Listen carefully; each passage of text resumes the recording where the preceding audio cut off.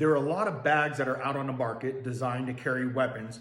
The next one that we're going to talk about is the one from X Block Design. And this bag that I'm holding right now is what they call their Rex bag. And what we're going to talk about is the materials and then of course the type of weapons that we could put into this pack. You can also use it just to throw in your car, throw clothes in, whatever it is. However, it is specifically designed with the thought process in mind that you may be wanting to carry some type of PC and or long gun or handgun as a backup in this bag as well. So we'll break down what works in this particular configuration. So let's break this bag down and start at the top. There are two access points from the side. It's double stitched right here. So basically what we're looking at is the inner dimensions of this particular pocket are running right down this seam line here, not on the outer edge. And I believe this is a good thing because when you start to look at zipping this up, you have a little bit of protection covering that zipper. That zipper has a biothane material on it. So I think this is gonna be really good in case you were to get wet or there was a lot of water saturation. It's at least gonna keep that dampness off your gear for as long as it can. So we have a little bit of an overlap here. Now, pro and con. With that overlap, when we start looking at access in the bag from the side, what you're gonna realize is that if you're coming in to grab a firearm, a G19 or anything smaller is gonna be what's gonna fit this best.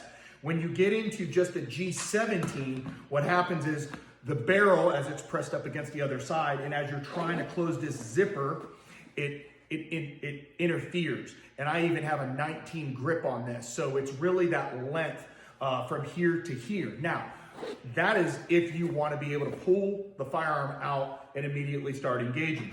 However, if that isn't that big of a deal to you, then you can rotate this horizontally and then you'll be fine, okay?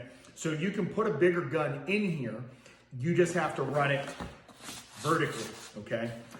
Another thing, this compartment right here runs all the way down and it has nothing to do with this compartment right here.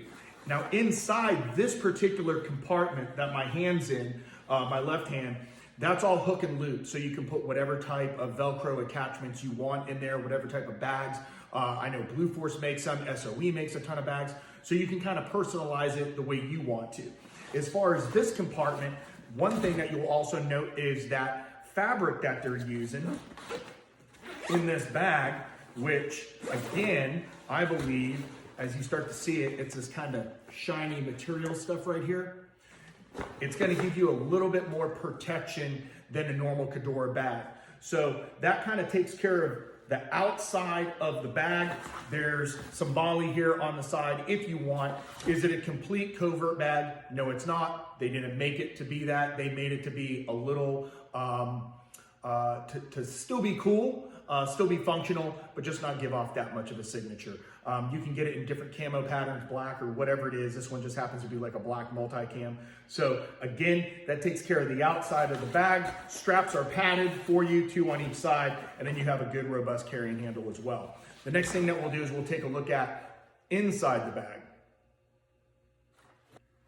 Okay, let's look at the zipper compartment.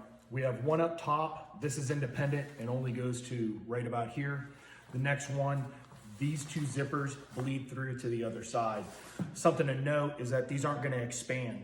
So if you start packing a lot of stuff in here, it's gonna affect what's going on in here. So it's not like there's some extra material in there. These things, there is a little bit of room. I can take, credit card holder, pen, any other type of accessories, headlamps, and things like that, and put them into these pockets. But as I start really filling this up on this side, it's gonna start affecting this side and vice versa. So one of the things that I would do with this little bit of interior, if it was me, would be just to make it to where this area could expand ever so slightly. Now you'll notice that this main compartment is all hook and loop again. And they've got a nice quick release on this. These things look really nice and sturdy. I kind of wish they gave you more than just one. One came with the bag. There's attachment points going vertical and horizontal, which I think is a great thing, because if you were to, depending upon the type of gun you're packing, sometimes you don't want it to move around in there. This bag is not like all of a sudden I'm accessing my PC or my long gun in like 0.5 seconds. That's not the purpose of this bag. That's not the way they designed it. Does it conceal it? Yes. Can you carry it? Yes. And I like the fact that you have multiple securing points in here. I just wish they gave me one more of these straps. I think these straps are really important. I do like all the zippers. They have that little bit of rubber on the end, which makes grabbing these things and pulling them down a lot easier. And it's not just, hey, we're gonna throw some shot cord on it and call it a day. I think that's kind of cheap nowadays, and I like this little bit of texture. Plus, when your fingers are a little bit slippery, you can get a little bit better purchase on it. Okay, so what is this gonna fit? Well, the first thing you could look at is a B&T TP9. You've got plenty of room in here, like all over the bag, right? These guns fold up real small. You have a B&T APC9 with a suppressor on it and an SBS stock. And again, you have plenty of room. What you will note though, based on the optic that I have being an aim point on here in the Geissele mount, what you'll find is the 30 round mag will start to really push this outer limit. But B&T makes 20 round mags, so that makes it really easy. Now, in regards to some other guns that you might be familiar with, you could go with, say, an MP5K, and on the MP5K, you even have enough room in this bag to run it suppressed, as you can see right here. So when you're starting to look at this bag in the room, in this particular setup, because the optic's not sitting so high, allows that 30 round mag to kind of clear, and everything fits a lot different than some of the other firearms. So again, just some other options.